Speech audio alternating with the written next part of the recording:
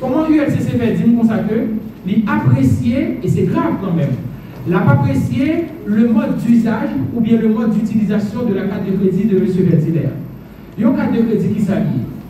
L'obtention d'une carte de crédit, c'est ce qu'on appelle un crédit à la consommation. Dès lors que la carte de crédit en ligne octroyée avec, moi c'est propriétaire de carte de crédit ça. On a décidé, moi dit un seul jour que je prends tout comme la solide, que je vais mon livre, cadeau que je m'achète avec elle. Donc c'est grave quand même pour ULCC, pour un monde qui a un contrat de crédit, que les remboursés, et d'ailleurs, il a été démontré que M. Vertilaire, c'est lui qui remboursé comme qui était gagné que de prêter. Raoul bien, il n'a pas même déposé pour consentir, mais je pense que il a fait comprendre bien. Il était supposé faire pendant l'enquête là, pour faire Raoul déposer propre sous compte et sous carte de crédit M. Vertilaire là. Malheureusement que les gens font complot qui est toujours un bon bagage pour faire qui pour condamner encore. Donc, en résumé, pour question de carte de crédit, c'est qu'il s'agit de son crédit à la consommation que le conseiller président Emmanuel Vertilaire lui disposait, lui a une habilité pour le dépenser dans un seul jour dans lui. Il a dit qu'il a fait cadeau. Donc, on ne peut pas exercer aucun contrôle sous mode d'usage. Et là, nous venons que par aucune infraction pénale qui a constitué à l'égard de M. Vertilaire. L'autre point, et c'est dans le même sens, nous voyons que l'ULCC lui fait, ils ont annulé, on retient le pouvoir. Mais pour qui est plus important, pas oublier que le dossier a été transmis au parquet, le rapport, il concerne les 3 conseillers. Mais en droit, nous avons réglé l'individualisation de la peine, qui impliquait la responsabilité personnelle de chaque monde. Maintenant, Emmanuel Vertilaire, conseiller président, nous avons un dossier qui est dissociable, il y a 3 conseillers. Puisque fait à lui-même, il pas constitué de, par exemple, fait constitué de actes de corruption à l'égard de M. Vertilaire, qui s'en demande de parquet, pur et simplement, dit simple. Je ne vais pas même, en tout cas, pas aller anticiper sous appréciation parquet à ce examen parquet. Moi, je suis sûr, je reste convaincu que le parquet va procéder essentiellement des classement sur le dossier à l'égard de conseiller Vertilaire, et par respect du parquet, nous pas dit parquet pour lui-même, pour classer sans suite tout dossier. Ça nous parle de ça, parce que l'individualisation de la peine qui implique les responsabilités personnelles, c'est clients nous connaissent, nous apprécions le dossier, nous voyons qu'il n'y a pas aucun acte de corruption, aucun acte positif. Et ça qui est plus grave là pour finir. ULCC encore lui-même, c'est lui qui confirme, le moins dit dans la requête, 13 pages là. ULCC dit, M. Vertilaire, pas dans le deuxième rencontre, ça me une rencontre dînatoire. Il n'a pas oublié que dans le rapport, il dit qu'il y a une rencontre dînatoire qui aurait été, en tout cas pas même qui aurait été, parce que ça a été confirmé aussi par les conseillers, par les deux autres conseillers présidentiels. Il dit qu'il y a une rencontre dînatoire qui était organisée, car la Opéry était continuée, de faire manger, etc. Et pour le monde des amis d'appareil. Mais bon, bah, ici, c'est son raisonnement qui est aussi basique. Si tu as une première réunion qui fait dans l'Oasis, M. Vertilaire, moi, par comment on monte. Et c'est grave encore que l'ULCC dit, on citoyen ou individu, il n'y a pas à rencontre à un monde de travail. Mais ça c'est grave. Parce que moi, je travaille en tant que président, moi, j'ai un droit de loisir. Il y a un droit en tant que collègue, parce que M. Smith, Augustin, qui sont conseiller président, l'îloger qui doit l'îloger dans l'Oasis, c'est normal que M. Vertilaire, en tant que conseiller président, collègue, il dit, mon cher, bon bien, on va en discuter autour de verre de vin, c'est normal que l'ULCC n'a pas privé de droit ça. Maintenant, l'ULCC dit qu'il y a une déclaration de sollicitation de 100 millions de gouttes, pas de problème. Mais, mon raisonnement qui est basique pour l'ULCC cette affaire, si tu confonds bien demande de 100 millions de gouttes qui est faite en présence de Vertilaire, anti-Vertilaire, peu importe que tu es là, demande dans tes faits. Mais si on deuxième demande qu'elle fait, non, ils ont organisé un dîner, un rencontre dînatoire. Et dans la rencontre ça, il est dit, en tout cas, il prétend que le docteur Gérald Gilles t'a insisté pour faire demande encore. Donc, l'éclair, c'est parce que dans la première demande, soit Vertilaire n'est pas même temps les mêmes, soit que M. Raoul Pierre n'est pas même temps les demandes, même parce que si demande réitéré, M. Raoul Pierre lui. Donc, si nous demandons de réitérer Raoul Pierre lui, je dis donc M. Vertilaire n'est pas dans le deuxième monde, comme par comment que vous mettez Vertilaire dans la question de participer dans le pacte de corruption. Il est logique. Je vais reprendre encore. M. Vertilaire était dans la première rencontre. Dans la première rencontre, ça, ULCC prétend bon, avec M. Raoul Bon demande qui défend une demande de 100 millions de gouttes, en contrepartie de promotion, en tout cas de reconduction de M. Raoul Bielu à la tête de la présidence de la BNC. En fond logique, effectivement, que demande dans des faits. Mais si demande dans des faits, par hypothèse, demande dans des faits. Donc, si mon deuxième rencontre, c'est ULCC qui dit, c'est pas moi-même, selon ULCC a affirmé qu'il y a eu une rencontre dînatoire. Il y aurait eu une rencontre dînatoire qui aurait été organisée à l'initiative de M. Raoul Pierre-Louis à son domicile pour capable finaliser la question de pacte de corruption. Mais une question pour ULCC, c'est à poser tête libre. C'est si première rencontre est faite, deuxième rencontre est faite. Donc c'est parce que M. Raoul Pierre-Louis ne soit pas attendé question qu'on a déparlé du tout. Soit M. Raoul te fait silence, soit pas de demande te fait du tout. Maintenant, si demande réitérée, c'est parce que pas de demande te fait du tout, mais Raoul pas attendé. Mais M. Vertiler pas de deuxième rencontre ça. Donc, si effectivement tu prends demande l'argent qui t'est fait, demande en fait, il fait un deuxième rencontre.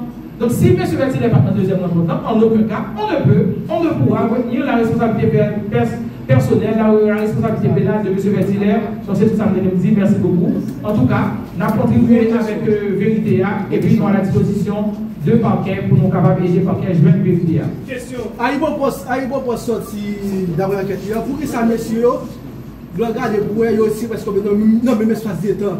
Pour qui ça? Votre question, s'il vous plaît. Dépense 4 de fête, 4 de fête, dépense 4 de fête, dépenser avec une rapidité. 4 de fête, dépenser avec.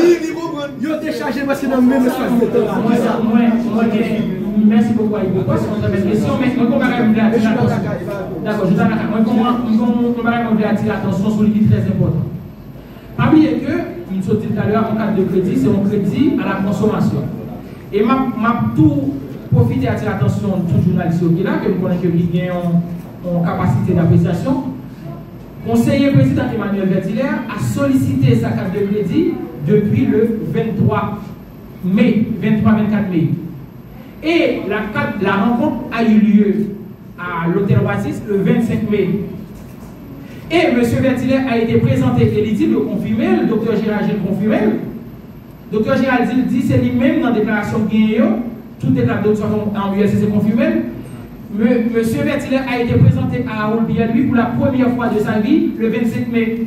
Il n'a pas de en réflexion. Vertiler pas de M.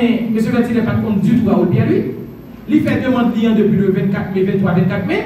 Le 25 mai jusqu'à après, il fait demande de crédit là, c'est de ça que vous présentez leur père que vous connaissez. D'autant que, pour plus simple, M. Vertiler n'a pas de point dans le rapport. M. Vertiler n'a pas de gens qui démarché auprès de Raoul Pierre-Louis pour lui dire écoutez, démarcher veut dire que le président BNC dit qu'il a bénéficié de crédit à un certain seuil. Il n'a pas de gens faire ça. Non seulement il ne peut pas faire ça, il va voir au monde à faire intervention pour lui. Et bénéficier de client, il fait demande avant. C'est-à-dire que précédemment à la rencontre qui a eu lieu, et c'est le ça le récit qu'on a oublié lui. Mes amis ont déduction que vous essayer de faire. Lycée. Donc M. Vertiler, il n'a pas gagné aucune intervention que tu faite, il n'a pas bénéficié de client sous base de promesses de reconduction de M. Raoul à la tête de la BNC. Ok. Mais à chaque fois, il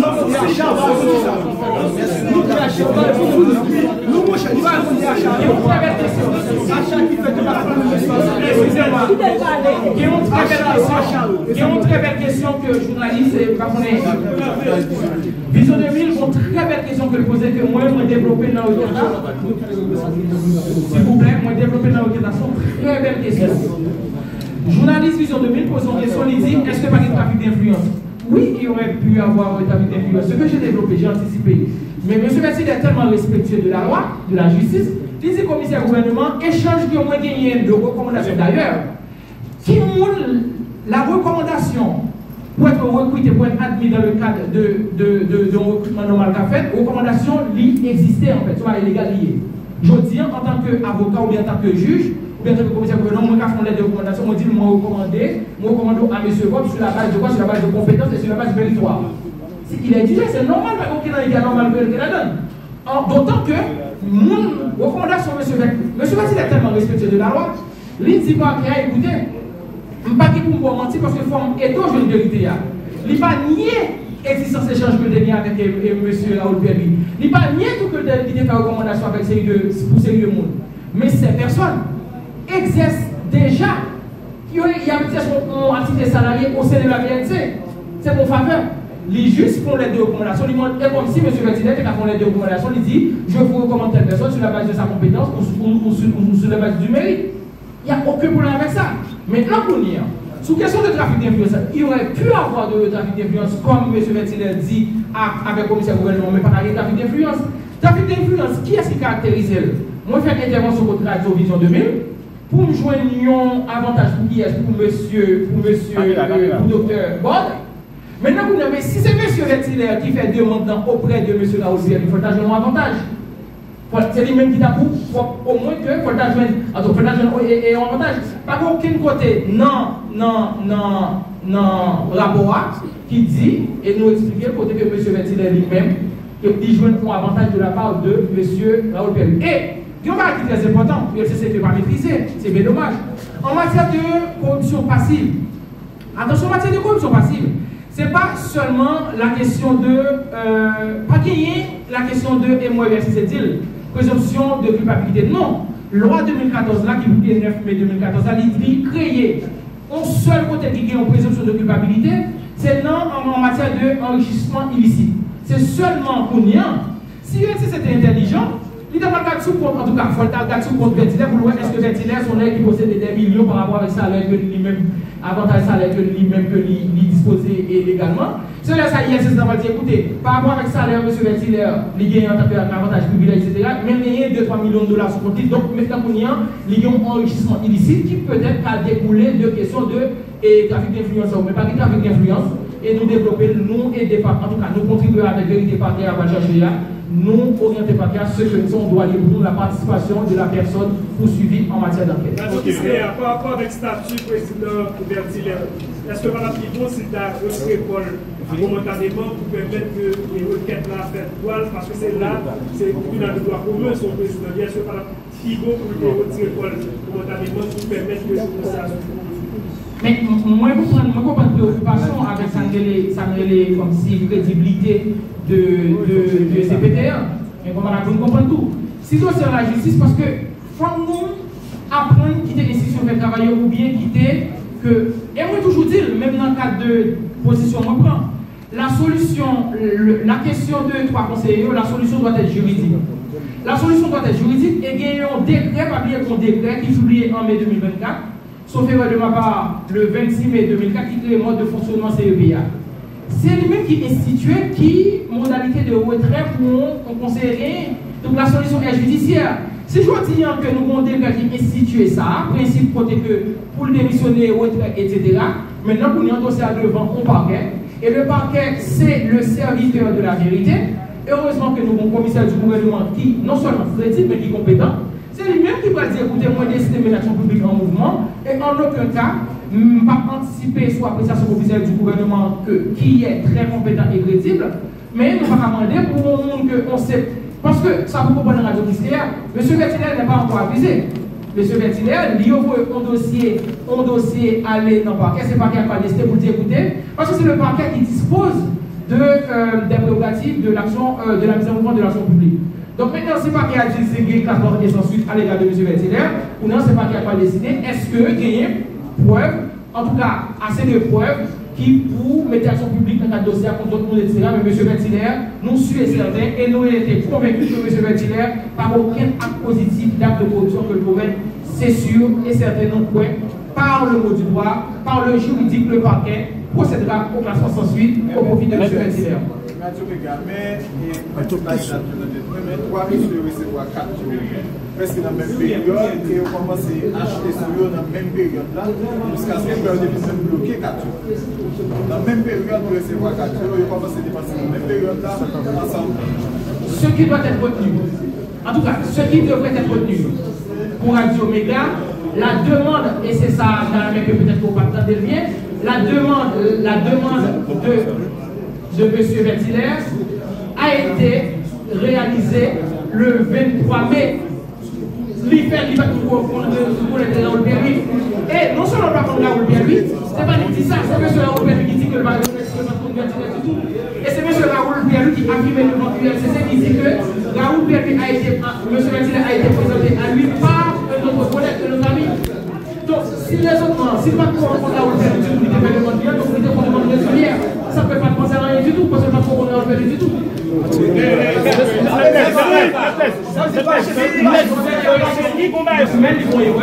Si le critiquable, nous vont contester nous-mêmes que vous aidez le critiquable à gueule, vous contestez devant le parquet. Ok, selon nous, où est le rapport ULCC, FCC a vu, FCC Vous m'avez dit que c'est pour ça l'image. Par respect. Moi, j'ai un intérêt, manifestation intérêt, en tout cas c'est public, toujours manifestation intérêt à s'arrêter l'autre public économique. Et l'autre public économique, l'autre public financier, c'est des questions de corruption. C'est dans ce sens-là que moi-même, en tant qu'avocat, moi, toujours agir en conscience et j'ai un devoir de prudence en matière de corruption, quel que soit le montant des honoraires que l'on décide à apporter. C'est par rapport avec le devoir de conscience ça, majeure conscience, et le devoir de prudence ça. J'ai été contacté depuis Paris par le conseiller président, M. Emmanuel Bertiller, ont été analysés le dossier. Les fins analysés m'ont dit que moi accepté, pour moi capable, il y a un symbole de porteur de la vérité, en tout cas en tant qu'auxiliaire de la justice, pour aider la justice vers la vérité dans le cadre de ça. Nous parlons droit au but. C'est vrai que il y a des allégations qui reprochaient à trois conseillers, dont mon client, conseiller président Emmanuel Bertiller. Nous attendons que nous témoignions que l'ULCC a joué un rôle de vigie, même par prévention, pour aider la société à jouer une vérité dans le cadre de ça. Mais malheureusement, nous jouons une institution qui, par cette position pareil, mais sont institutions qui qui substituent avec toute juridiction qui gagne dans la chaîne pénale là. Ils tournent un enquêteur, ils tournent un parquetier.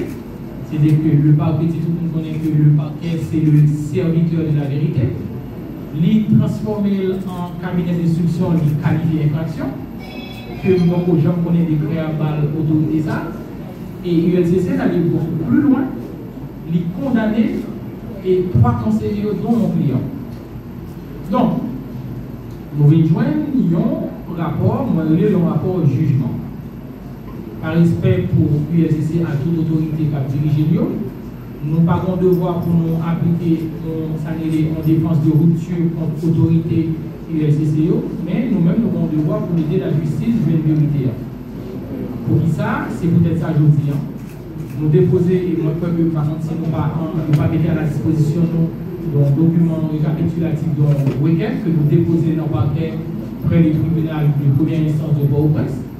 Une requête qui est 13 pages, qui aidait, en tout cas qui proposait, pour M. Emmanuel Bertiller, il proposait pour aider le parquet à jouer une vérité. Qui s'est passé? La personne poursuivie, jusqu'à présent que le conseiller président Emmanuel Bertiller n'est pas encore poursuivi par la justice, il y a une enquête qui a cheminé au parquet. Maintenant, c'est le parquet qui va décider est-ce que lui-même, M. Emmanuel Bertiller a bien qualité de personne poursuivie, mais à ce jour, il n'a pas de qualité de personne poursuivie. Mais, au niveau de la justice, bon principe, ce n'est pas seulement le parquet en tant que serviteur de la vérité qui gagne pour chercher la vérité en tout. Mon y a poursuivant, il a droit pour participer, ça veut dire la participation à l'enquête pénale. Il faut participer, il faut le proposer pour dire, monsieur le commissaire du gouvernement, mes côtés ma orientation pour cette vérité. C'est dans le cas de ça, nous déposons une requête par le biais de M. Bertiller, nous déposons une requête par le biais de son conseil, qui c'est moi-même, jusqu'à présent en tout cas moi-même. Nous déposons une requête pour capable de démontrer par KA, en grosso modo, mais qui point que nous voyons que qui a affaibli justice, qui a affaibli justice pénale particulièrement. Dans ça, nous relevons, nous faisons un résumé récapitulatif, que nous relevons 5 points. La première chose, c'est que c'est regrettable que l'ULCC et ça sont faits, peut-être que sont faits, on fait d'annonce, ils vont faire d'annonce, donc côté nous, il va choquer tout le monde. l'ULCC, le directeur général de l'ULCC était en conflit d'intérêts dans le cadre de ce dossier. Je vais expliquer qui ça. Ce conflit d'intérêts s'explique par quoi? C'est regrettable. L'ULCC est un avocat. Donc, pas oublier que le directeur général de l'ULCC, pour qui j'ai beaucoup de respect, Il est propriétaire d'un cabinet d'avocats qui est Expertus firme d'avocats. Ce cabinet, jusqu'à présent, l'engagé sur les réseaux sociaux, et même dans l'acte officiel, parce que c'est ce cabinet qui représente les intérêts de Mme Martine Moïse, dans le cadre du dossier de Jovenel Moïse. Et le cabinet, ça, il a publié des publications de diffusion sur les réseaux sociaux, nous toujours que l'a honoré par des notes élogieuses envers son directeur général. C'est ce que le directeur général du cabinet, c'est M. Hans Joseph, qui est directeur général du RTC. Mais curieusement, dans tout acte que le cabinet a constitué, qui est-ce qui signe acte tout? C'est un autre avocat, un confrère, à qui je porte beaucoup de respect, c'est mon aîné et qui est très compétent. Ma présidente encore pour qui je porte beaucoup de respect, c'est M. Wilson Estimé, qui signe notre acte expertise, qui constitue pour le cabinet Martine Moïse. Et bizarrement, et c'est regrettable que d'assister ça dans un état de droit, même M. Wilson Estimé, mon confrère, mon aîné, que je respecte beaucoup, c'est lui-même qui constitue pour Raoul Pierre-Vito dans le cadre dossier devant l'URCCA. Automatiquement, pour la crédibilité de l'enquête, pour la sincérité de l'enquête, et aussi pour le respect de l'état de droit, le directeur général de l'URCC aurait dû se déporter de ce dossier. Pour dire, écoutez, enquête n'a pas crédible encore. L'impact de crédibilité va dire que le directeur général aurait été soudoyé. Ce n'est pas ça que je dis. Parce que, il y a un conflit d'intérêt. Et qui ça conflit d'intérêt? Conflit d'intérêt, c'est que ou bien une opposition entre deux intérêts. C'est deux intérêts opposés parce que le directeur général ligue un intérêt privé par rapport parce qu'il y a une collaboration libérale régulière avec M. Wilson Estimé qui en opposition avec mon intérêt privé par moi-même client non parce que donc conflit d'intérêt qui avait parce que le conflit d'intérêt pas oublier le conflit d'intérêt est d'ordre public. Le conflit d'intérêt il y a des gens qui vont dire mais le directeur général est en incompatibilité. Il n'est pas avocat encore, mais non, ce n'est pas ça. Parce que le conflit d'intérêt, le secret professionnel et le conflit d'intérêt s'étend à l'ensemble du personnel du cabinet. Même le c'était un simple secrétaire qui est dans le cabinet M. Hans Joseph, en fait, dans le cabinet expertise et FIMNA, un simple secrétaire. Si simple secrétaire, ça, c'était un proche, M. Raoul Pierre-Louis, automatiquement, M. Hans Joseph, Willy Joseph, est supposé déporter le dossier parce que le conflit d'intérêt avéré. Maintenant, et là encore, en tout état de cause, quel que soit le conflit d'intérêt retenu par le parquet ou pas, de toute façon, tout le monde connaît que le commissaire du gouvernement, l'actuel commissaire du gouvernement près du tribunal de première instance, M. Lionel Constant Boucoin, donc lui représente une garantie pour la justice en Haïti, en tout cas au niveau de la juridiction de Port-au-Prince. Ça m'a Kodagan, la comprendre et il connaît, il maîtriser le même mieux passé à Boucayo, la question, la notion de conflit d'intérêt. En tout état de cause, par effet extraordinaire, on a dit que le parquet ne retiendra pas la notion de conflit d'intérêt qui est d'ordre public à l'encontre du directeur général de l'URCCA. L'État a décidé de la apprécier de celle à examiner. Et là encore, nous relevons notre fait qui gagnait, pas aucune infraction pénale à l'égard de conseiller président Emmanuel Bertiller. Pour qui ça? L'URCC lit seulement cantonné dans une observation personnelle pour dire qu'on échange entre Emmanuel Bertiller avec M. Raoul Pierre-Louis. Alors que l'échange à qui s'allie, on échange personnel, pas aucun problème là-dedans, parce que dans l'échange, il y a beaucoup de choses, moi que M. Emmanuel Bertiller te dit Raoul, moi je demande une recommandation pour me capable de marquer dans cette présidence BNC. Si pas de demande de contrepartie, pas qu'à gagner, pas de corruption. Et moi le plus loin encore. ULCC, je pense qu'il faut ULCC, en tout cas, je ne sais pas l'expression que là, mais l'URCC doit revoir le mode de fonctionnement de l'enquête au niveau de l'institution. Tout à l'heure, il y a un bagage qui est important. Qui ça le bien? Il y a droit, il y a justice. Il y a droit, il y a justice. Les justices, ils sont batailles institutionnelles, les justices civiles, et les tout haïtiens, nous avons des justices mondiales. Mais justice, le politique, Jean-Sigmund Freudil, et pas Sigmund, il n'est pas perdu à l'Alexandre, J'en dis, il de la justice, l'heure du politique, il pas bail en quelle garantie. C'est ça que fait. Les hommes de droit qu'on a, ont toujours intervenu, les politiques sortis pour bail justice. Je dirais, dans une situation politique que tout le monde est chaotique, nous n'avons pas besoin de toute littérature, je viens pour ça. Et ça, nous devons comprendre. Il y a une remarque en pile monde parfait.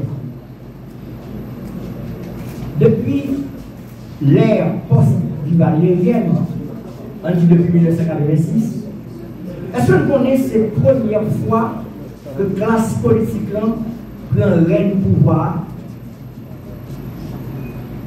Depuis 1986, bon système qui chita sous influence géostratégique, influence économique, qui créait, sans décaler, un parachutage permanent sur l'échiquier politique. En d'autres termes, tout le monde qui occupait gros espace pouvoir dans le pays d'Haïti depuis 1986, hormis le professeur Leslie François Maniga, toutes ces parachutes. Tout net, c'est vrai que le révérend Père Jean-Bertrand Aristide, en 1991, c'était l'idole, le chouchou, mais personne ne peut pas voir Aristide comme politicien. Ça veut dire, pas de monde qui même pensé que Aristide était un candidat. C'est ça qui fait 3 cas leaders. Ils ont remis à prendre Saint-Jean Bosco, etc. pour être joindre. Si vous voulez, sympathie pour Aristide. Mais écoutez, Aristide candidat, naturellement, nous connaissons ça qui passe. Mais depuis que Aristide fini, du peuple d'État, etc., nous vivons une seule bagage, parachutage. Préval, parachuté. Matéli, tout côté il sorti, bim, il tombait, parachuté. Jovenel, personne ne va connaître, parachuté. Ça veut dire, classe politique là, c'est toujours comme colorant. Ils utilisent soit pour faire la galerie marché, soit pour plaire à certains intérêts, inavoués et inavouables, mais en fait, ils n'ont pas jamais occupé tête pouvoir. Je veux dire, au concours de circonstances, fait que c'est classe politique même qui occupait tête pouvoir, à savoir que le sorti dans la famille Lavalas, petit Dessalines, que le sorti dans Mopol, que le sorti dans 35, 37, 30 janvier, etc., sont une coalition d'hommes et de femmes politiques qui, je tiens, dans tête pays. Okay. Quel problème ça pose? Ça pose un problème pour le système. Ça pose un problème pour la stratégie qui était là, qui était mise en place pour le parachutage. Là. Je dis, je ne vais pas mettre au pouvoir, sur concours de circonstances. Je ne vais pas dire tout mon cher, on t'a passé, c'est moi qui ai dépensé l'argent pour vous, bonne pour moi. Aéroport pour moi. La classe politique a décidé, je dis, qui monde qui prend tel directeur, tel administrateur, tel coordonnateur, etc., ça crée un problème. Tu sais, ça crée un problème. Il faut tout simplement éliminer les hommes de ce conseil les plus avertis politiquement. Si nous prenons conseil là, il y a des hommes politiquement avertis. Politiquement avertis. Donc, si les gens sont politiquement avertis et ils ont une racine, c'est normal de ne pas quitter à l'aise. De ne pas à l'aise comme l'aise. Donc, ça fait que, après, ils ont créé plusieurs stratagèmes, ils ont créé un pile scandale, ils ont dit un pile bagaille, simplement pour déstabiliser. Ce n'est pas le conseil seulement que j'ai déstabilisé. Ce n'est pas une stabilité à seulement obligé de créer. Non. C'est parce que vous oubliez, il faut avoir un contrôle systématique de monde qui a dirigé le pays. Dans ce sens, nous voyons ça passer déjà. Scandale ici, je dis, bon, qu'est-ce qu'on n'a pas dit? Vous oubliez par exemple, tu as gagné combien de milliards de dollars Petro-Caribé? Vous oubliez par exemple, tu as gagné combien de milliards de dollars CIRH? Vous oubliez par exemple que les caisses de l'État, combien de monde qui gargotait les caisses de l'État? Vous oubliez ça les gabegies administratives qui passaient, qui dans les yeux, qui devant pour supérieur des comptes, qui devant toute institution financière, de contrôle financier. Eh bien, vous prenez une allégation, vous faites de lui une tempête. Mais heureusement, son tempête dans un verre d'eau, parce qu'il y a des gens qui comprennent, il y a des gens qui lisent dans les fins, et puis il y a le mot du droit. Et c'est ce mot du droit que je dis, maître, qui là, qui devant nous là, d'à passer la parole. Introduction d'affaires. Son salon. Ça va dans la là.